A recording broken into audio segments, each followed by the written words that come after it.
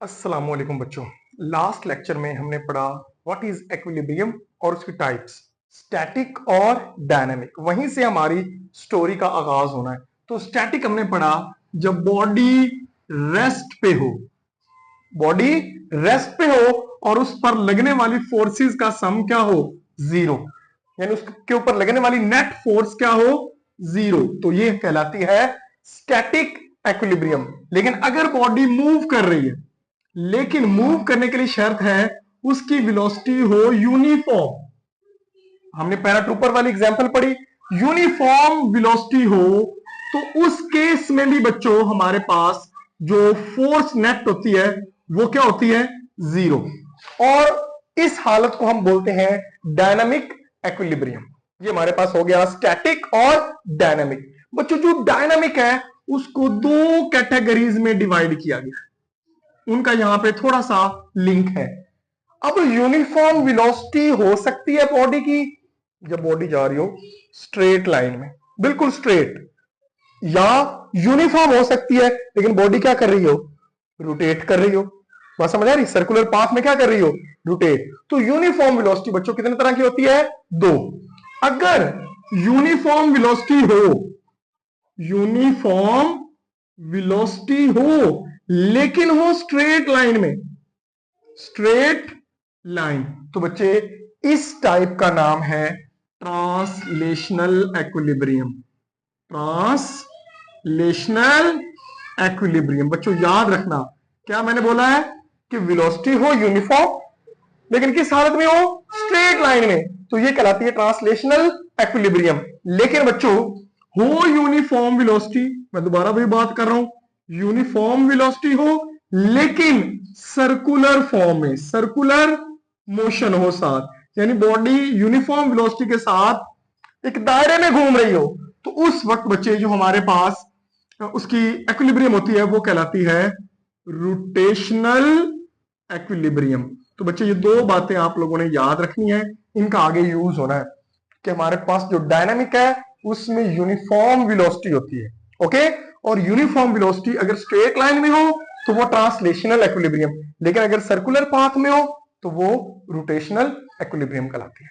तो बच्चे ये चीजें आपको आइडिया होनी चाहिए। नेक्स्ट हमारा जो टॉपिक है आज का वो है कंडीशंस ऑफ इक्विलिब्रियम। तो बच्चे दो कंडीशंस हम डिस्कस करते हैं। पहले को बोलते हैं first condition of equilibrium. First condition of equilibrium. तो बच्चे क्या है फर्स्ट कंडीशन, क्या है फर्स्ट कंडीशन ऑफ इक्विलिब्रियम, इसको एक एग्जांपल से समझते हैं। हमारे पास कोई बॉडी है, ओके, ये ब्लॉक है, ये यहां पे पड़ा है।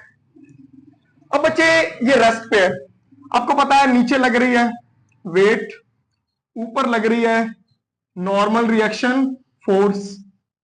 अगर मैं नेट निकालू, हमने लास्ट लेक्चर में पढ़ा दोनों का सम क्या है, जीरो, इसलिए रेस्ट पे ना ऊपर जा रही ना नीचे। फॉर एग्जांपल ऊपर लग रही है 10 न्यूटन, ओके, और नीचे लग रही है तो नीचे वाले को -10 बोलूंगा, -10 न्यूटन। तो दोनों का जो सम आया वो क्या आया, जीरो। तो इसको मैं यूं लिख सकता हूं इन दोनों फोर्सेस का, यानी सम ऑफ, ये सिग्मा या समीशन इसको बोलते हैं, क्या बोलते हैं बच्चों, सिग्मा या समीशन।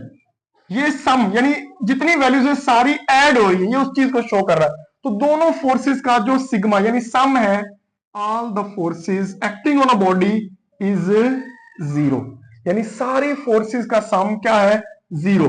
तो बॉडी किस हालत में, रेस्ट की हालत में। तो ये बच्चे कंडीशन कहलाती है फर्स्ट कंडीशन ऑफ इक्विलिब्रियम, यानी एक कोई भी ऑब्जेक्ट है उसके ऊपर लगने वाली सारी फोर्सेस का सम क्या है, जीरो। हाँ ये भी हो सकता है कि बॉडी मूव कर रही हो, कार है और ये कांस्टेंट वेलोसिटी के साथ मूव कर रही है, एक फोर्स हम इधर लगा रहे हैं और आगे से ड्रैग फोर्स भी उतनी लग रही है, तो जितनी ये है उतनी ये है, तो यहां पे भी सारी फोर्सेस का सम क्या होगा, जीरो। लेकिन अब इसकी वेलोसिटी क्या होगी, कांस्टेंट। तो बच्चे कांस्टेंट वेलोसिटी हो, चाहे वो मूव कर रही हो या वो रेस्ट पे हो, दोनों केस में अगर नेट फोर्सेस का सम क्या हो, जीरो, तो इस कंडीशन को हम नाम देते हैं फर्स्ट कंडीशन ऑफ इक्विलिब्रियम। अब बच्चे ये यहां पे रेस्ट पे है ना, इसका मतलब ये होता है बच्चे कि इसके ऊपर लगने वाली ये पहली चीज, इसके ऊपर लगने वाली सारी फोर्सेस अलोंग एक्स एक्सिस, यानी जो इधर से लग रही है, हवा अगर लग रही है या इधर से लग रही है, तो उन सारी फोर्सेस का सम क्या है, 0। या वाई एक्सिस के ऊपर जितनी लग रही है, यानी sum of all the forces along Y, उनका सम भी क्या है, 0।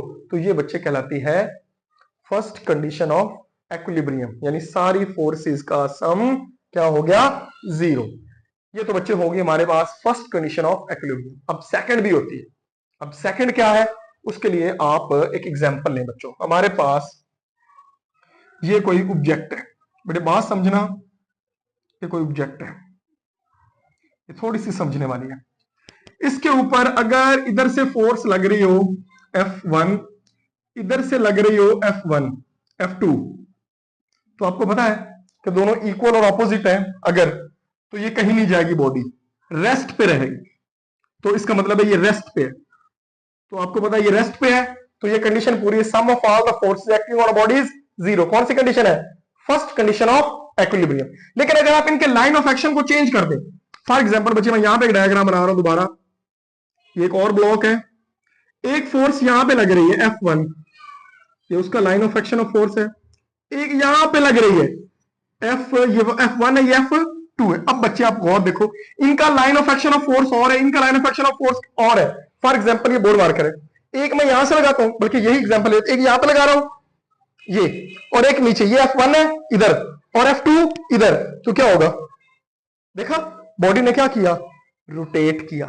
ओके, तो सम टाइम ऐसा होता है कि सारे फोर्सेस का सम तो 0 है, यानी जितनी ये है उतनी ही ये है, तो फोर्सेस का तो सम 0 है, लेकिन बॉडी रेस्ट पे नहीं है, बॉडी क्या कर रही है, मूव कर रही है, लेकिन स्ट्रेट लाइन में भी मूव नहीं कर रही, बॉडी क्या कर रही है, रोटेट कर रही है। तो बच्चे जब बॉडी रोटेट करने लगे तो हमें एक और कंडीशन की जरूरत पड़ती है, और उसका नाम हम रखते हैं second condition of equilibrium. Second condition of equilibrium, ये बच्चे हमारे पास दूसरी कंडीशन है, बहुत ही आसान है।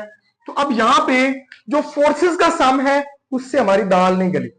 अब हमें एक और चीज, आपको पता है कि फोर्स लगे और बॉडी रोटेट करे, ये टॉर्क कहलाता है। तो अगर बच्चे हमें सेकंड कंडीशन को सेटिस्फाई करना है, तो सारे torque, sum of all the torque acting on a body should be equal to 0, यानी सारे टॉर्क का सम क्या होना चाहिए, 0 होना चाहिए।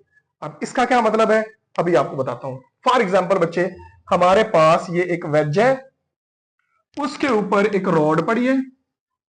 ओके, ये रॉड पड़ी है, अगर यहां पे मैं कोई वेट रखता हूं, तो बेटे देखना, आपको पता है ये नीचे की तरफ फोर्स लगाएगा, तो ये क्लॉकवाइज टॉर्क पैदा कर रहा है। ओके, और क्लॉकवाइज याद रखना बच्चे, हमने टॉर्क में पढ़ा है, क्लॉकवाइज टॉर्क को हम लेते हैं नेगेटिव। एक इधर रखता हूं, वो इधर को फोर्स लगाएगा एंटी क्लॉकवाइज, और जो एंटी क्लॉकवाइज टॉर्क होता है उसको हम क्या लेते हैं, पॉजिटिव। ये बोर्ड मार्कर है, ये है मेरी तरफ से क्लॉकवाइज, ये देखो रोटेट किया, ये है एंटी क्लॉकवाइज। ओके, अब बच्चे ये क्लॉकवाइज है, तो ये मैंने बोला है नेगेटिव, और एंटी क्लॉकवाइज पॉजिटिव। अब मैं क्या करता हूं, अगर ये ज्यादा है तो बॉडी रोटेट करेगी, ये ज्यादा है तो बॉडी रोटेट करेगी। अगर दोनों लग रहे हो, देखो क्लॉक भी लग रहा है और एंटी भी लग रहा है, अब बॉडी रोटेट नहीं कर रही। क्यों, क्योंकि जितना ये है उतना ही ये है। फॉर एग्जांपल ये 10 न्यूटन मीटर है, ये वाला 10, ये भी 10, दोनों 10 10, एक प्लस एक माइनस, तो दोनों का सम क्या हुआ, 0। तो बच्चे ये कहलाती है सेकंड कंडीशन ऑफ इक्विलिब्रियम, कि जितने टॉर्क एक्ट कर रहे हैं सबका सम क्या हो जाए, 0। तो यहां पे देखो, फॉर एग्जांपल ये 10 न्यूटन मीटर है, -10 इसको बोलूंगा, ये एंटी है तो ये +10 है। अगर मैं इन दोनों का सम लेता हूं बच्चे, और इसका यूनिट है न्यूटन मीटर, इसका यूनिट है न्यूटन मीटर, तो हमारे पास टॉर्क जो सम आएगा दोनों का 10 - 10, आंसर विल बी 0। तो इसको हम बोलते हैं सेकंड कंडीशन ऑफ इक्विलिब्रियम। तो लास्ट बच्चे मैं आपको बताऊंगा कंप्लीट इक्विलिब्रियम क्या है। तो बच्चे कंप्लीट सिर्फ ये फॉलो हो जाए, ये फुलफिल हो जाए, वो कंप्लीट नहीं है। ये फुलफिल हो जाए, ये कंप्लीट नहीं है। अगर दोनों पूरी हो, यानी sum of all the forces भी 0 हो, सम ऑफ ऑल द टॉर्क भी जीरो, तो बॉडी कहलाती है कंप्लीट एक्विलिब्रियम। तो इसको बोलते हैं कंप्लीट एक्विलिब्रियम। आई होप बच्चों आपको क्लियर हो गया होगा कि कंप्लीट एक्विलिब्रियम क्या है, जिसमें पहले भी फुलफिल हो और दूसरी भी फुल। अब आप कहोगे सर इसका क्या मतलब है, ओके, इसको समझाने का क्या मतलब है। तो बच्चों याद रखना, अगर बॉडी ट्रांसलेशनल एक्विलिब्रियम में हो, स्ट्रेट लाइन में यूनिफॉर्म वेलोसिटी हो, तो इसका एक्सेलरेशन क्या होता है, जीरो। और आपको पता है F इज इक्वल टू क्या होता है, m में, तो F विल बी जीरो। तो अगर ट्रांसलेशनल हो तो ये फर्स्ट कंडीशन सेटिस्फाइड होती है। अगर ट्रांसलेशनल एक्विलिब्रियम हो तो कौन सी कंडीशन, फर्स्ट। लेकिन अगर रोटेशनल हो बच्चे, तो इस वक्त ये लीनियर एक्सेलेरेशन है, लेकिन जो सर्कुलर एक्सेलेरेशन होता है उसको बोलते हैं अल्फा। एंगुलर एक्सेलेरेशन क्या होता है, जीरो। जब यूनिफॉर्म वेलोसिटी हो दायरे वाली, तो एंगुलर एक्सेलेरेशन जीरो है। और टॉर्क का फार्मूला होता है आई इंटू अल्फा। आप छोड़ो ये क्या है, ये आगे आप फर्स्ट ईयर में जाके पढ़ोगे। तो अभी बच्चे अगर हमारे पास अल्फा जीरो है तो टॉर्क विल बी जीरो। मतलब क्या, मतलब बच्चों ये, अगर रोटेशनल एक्विलिब्रियम हो तो सेकंड कंडीशन सेटिस्फाइड है, लेकिन अगर ट्रांसलेशनल हो तो फर्स्ट कंडीशन सेटिस्फाइड है। अब आपको सारी स्टोरी समझ आ गई होगी बच्चे, कंडीशंस ऑफ एक्विलिब्रियम क्या है और कंप्लीट एक्विलिब्रियम क्या है। अगर आपको कोई प्रॉब्लम हो तो कमेंट बॉक्स में जरूर बताइएगा। मिलते हैं नेक्स्ट वीडियो में, तब तक के लिए अल्लाह हाफिज।